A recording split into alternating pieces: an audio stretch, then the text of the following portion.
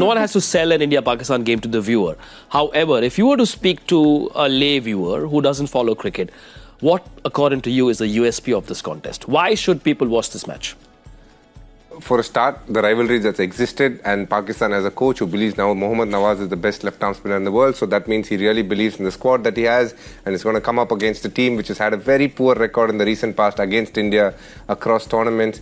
But we all know what they've done in the same ground a few years ago. They'll be hoping and banking something similar can happen because they have the same talisman at the start of the innings with that ball, hoping that he gets that back swing back in and troubles a few of the top order batters. And if that happens, that opens the doors for probably Pakistan to do. And I'm building up Pakistan here with the hope that, that's the way to get it up. But the fact is that India is a good side. They have most bases covered. They're a team which plays well under pressure. They're the recent World Cup champions, and they've played such good cricket in the last 8 months after the World Cup that you just can't look past the fact that it is the number one team in the world. And to take on the number one team in the world, you need skills. And if you want to beat them on a given day, you have to bring each facet of that skill to the best of its ability on a Sunday like that. So I really hope Pakistan do it. What would India have seen in that Pakistan game last time? They would have seen a side that is a little diffident. Yeah. Because I thought they should have gone on and won big. Yeah. In that one game that they play. So I would have seen a side that's diffident. I would like to put pressure early on because that would give me an idea of whether Pakistan believe they can win. Yeah. There are two teams in the two change rooms. If you believe you can win, you might win or you may not win. But if you do not believe you can win, no force on earth can get you to win. Sure. So the first thing I would like to see is that put a little bit of pressure on Pakistan. Let's see if they come back hard on me.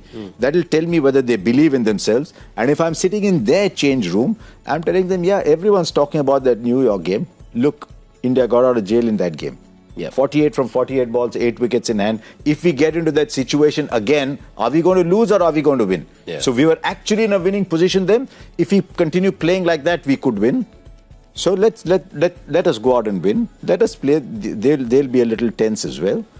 And they have nothing to lose, to be honest. You can say that the fans will build it up, everything will say, but head to head, they have nothing to lose. So let's go and win. Combination DK, 2+3 with Hardik being your second pacer? That's what I will do. In Dubai, In Dubai, it's a combination that's worked well in the Surya Kumar Gambhir era. And they back it, and they rightly should.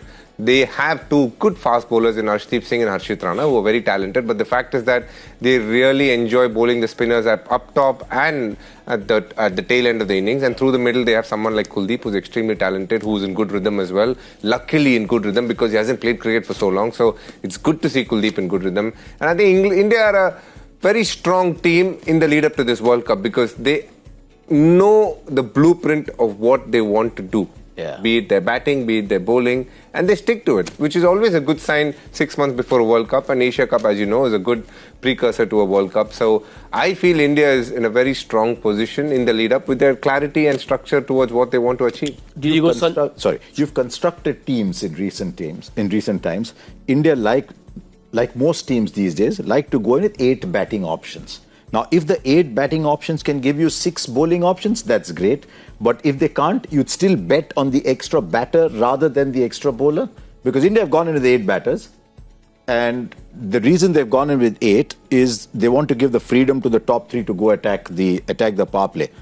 But if that weakens the bowling a little bit, that won't bother you too much, will it? No, it wouldn't. Because whoever I add in isn't going to add much in terms of what this team could be doing. Let's say, for example, you put Arshdeep Singh in place of a Shivam Dube. Yes, he'll give you a little bit more with the ball, but that little bit is not worth what Shivam Dube gives me with the bat. So I would back that because it is not Shivam Dube in isolation. It's what the team can do having that extra batter. So the whole batting approach changes, and I like that because of the way they play now, which is high intensity, high octane cricket, taking huge risks up top and irrespective of the situation, going at a certain pace. And if you want to tick all those boxes, you need that extra batter. There was one game that India played against England, I think. India won that series 4-1.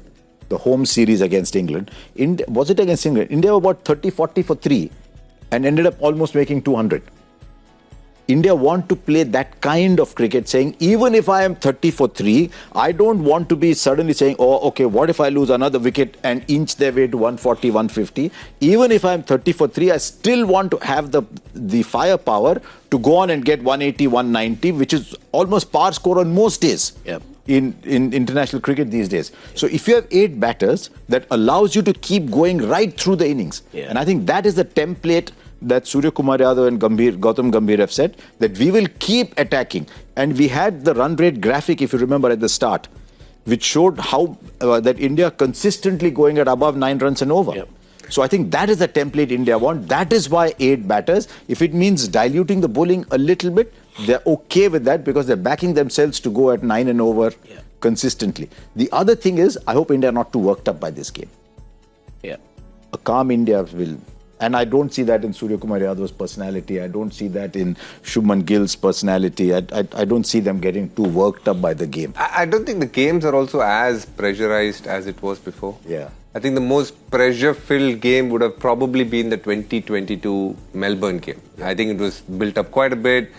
They had a team which had just beaten India in the previous World Cup, so there was a little bit riding on it. Yeah.